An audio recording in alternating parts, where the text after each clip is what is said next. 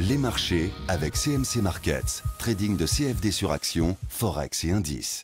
Salut, c'est Trado, voilà la vidéo de mise à jour pour l'indice parisien et une mise à jour également de l'or et de l'argent que je n'ai pas pu faire ce week-end. Bon, le pari pour mardi, eh bien il n'y en avait pas, hein. Regardez, j'avais mis que je ne savais pas trop ce à quoi on pouvait s'attendre vu qu'il n'y avait pas grand-chose de neuf.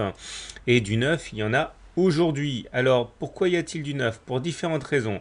Tout d'abord, regardez un petit peu ce qu'on peut déduire des Fibonacci. Alors, on avait réussi à préserver le niveau des 23,6% de retracement de Fibonacci. D'ailleurs, ça avait fait l'objet du pari de lundi.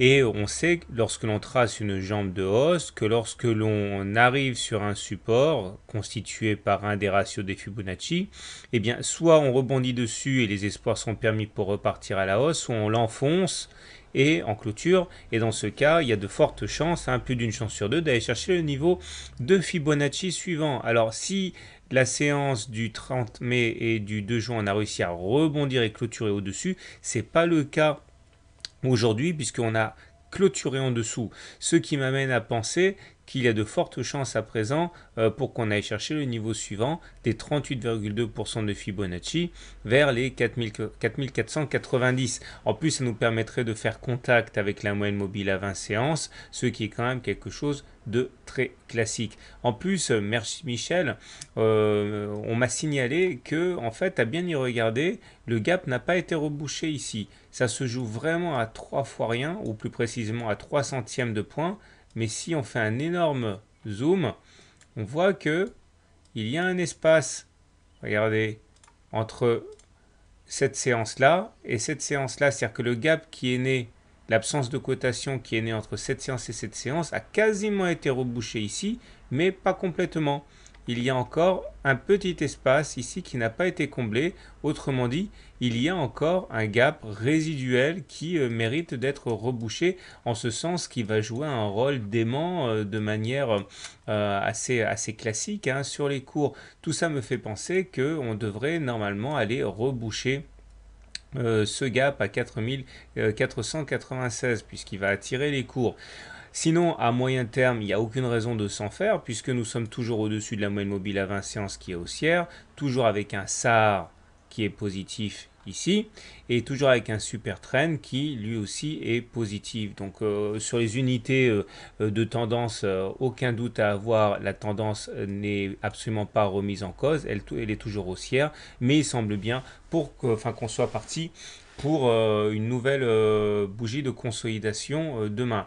Donc le pari que je vais faire à titre personnel pour demain, c'est celui selon lequel le niveau des 23,6% de Fibonacci va faire rempart et qu'on va tenter d'aller reboucher ce gap et à terme aller chercher les 38,2% de Fibonacci. Au niveau des indicateurs techniques, là aussi il y a du nouveau parce que le stochastique commence à se rapprocher très dangereusement des 80.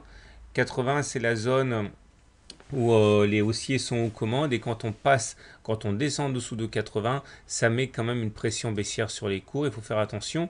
Je n'aime pas non plus beaucoup le MACD qui a vraiment à un doigt de croiser son signal à la baisse. Ça, c'est pas non plus une super bonne nouvelle.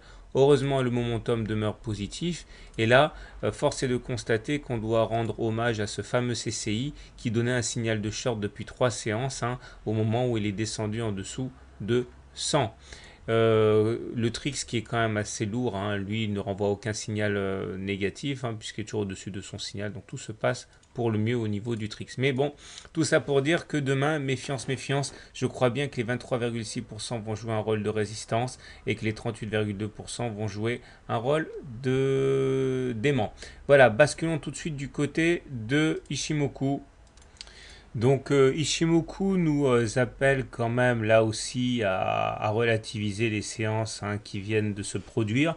On est toujours en tendance haussière, je m'en suis expliqué à plusieurs reprises. Le nuage est en dessous des cours, la Kijun est en dessous des cours, la Tenkan est fortement croissante, donc elle devrait être sollicitée, mais elle devrait également jouer au moins provisoirement son rôle de support. Donc là encore, Je pense il est important de raison garder. Un contact avec la Tenkan n'est absolument pas à exclure et à mon avis il va se produire. Mais tant que la Tenkan n'est pas cassée, il n'y a vraiment aucune raison d'être inquiet. Voilà. Basculons maintenant dans l'analyse de l'or et de l'argent.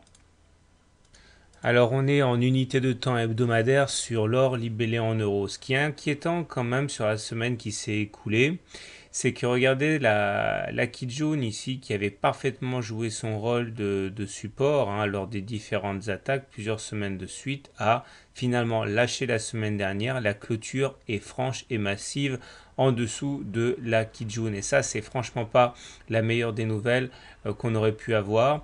Bon, on a coutume de dire qu'il faut au moins une bougie de confirmation derrière, bon clairement deux bougies en dessous pour valider, mais c'est vrai qu'à moins d'un sursaut de dernier moment, en dernière minute sur l'or, je vois pas trop comment on pourrait éviter de clôturer pour la deuxième semaine consécutive en dessus de ce gros support que constituait la Kijun.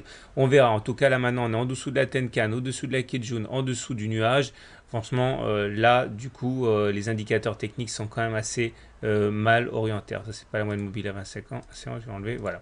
Et il faut également là aussi remarquer qu'on est toujours dans ce biseau descendant orange. Je vous rappelle que les biseaux descendants ont toujours ont généralement pour vocation à être cassés par le haut. Donc à ce niveau, on peut toujours espérer une issue favorable, mais bon, on peut tout à fait envisager de faire une nouvelle rotation baissière vers les 26 000. On resterait quand même dans le biseau. En tout cas, pour l'instant, on panique pas, on croise les doigts si on est détenteur d'or, mais il est vrai que les signaux sont assez négatifs. Alors si on veut vraiment se rassénérer, on va du côté du journalier sur l'or, pour remarquer que bon, certes, là aussi, on est sous la Kijun, sous la Tenkan, sous le nuage. Mais par contre, on est en train de rebondir sur cette zone, là, les 61,8% de retracement de Fibonacci. Bon, espérons que ça suffise. En tout cas, il y a un vrai support qui est en train de se construire ici. Et un peu comme sur le CAC, c'est-à-dire que si on préserve ce support-là, ben, a priori, rien n'empêche de repartir vers le haut. Encore faut-il préserver ce support. Maintenant, place à l'argent. Et sur l'argent, c'est le même son de cloche, puisque regardez cette zone de support représentée par le rectangle mauve a été sollicitée à de très nombreuses reprises, mais on n'avait jamais clôturé en dessous de cette zone de support. Et malheureusement, on voit bien que la semaine dernière, ça a été fatal puisqu'on a effectivement clôturé en dessous de cette zone de support. Et là, pareil, on est en train de confirmer ça avec la bougie de cette semaine. Donc ça, pareil, c'est pas une excellente nouvelle, loin s'en faut. Puis là aussi, on est en dessous de la Tenkan, on est en dessous de la Kijun, on est en dessous du nuage. Donc la dynamique, elle est clairement baissière. Seul espoir graphique, je veux dire, voilà, on a un support ici vers les 434 euros le kilo, puisque ça a permis au cours de rebondir ici. Et si on casse ça, ben dans ce cas, une rotation entière pleine vers le bas du biseau serait sans doute l'alternative, la destination la plus probable pour l'argent. Voilà, je vous souhaite une bonne semaine, de bons trades. Si vous êtes, une bonne journée, une bonne soirée plutôt, et à demain pour la mise à jour.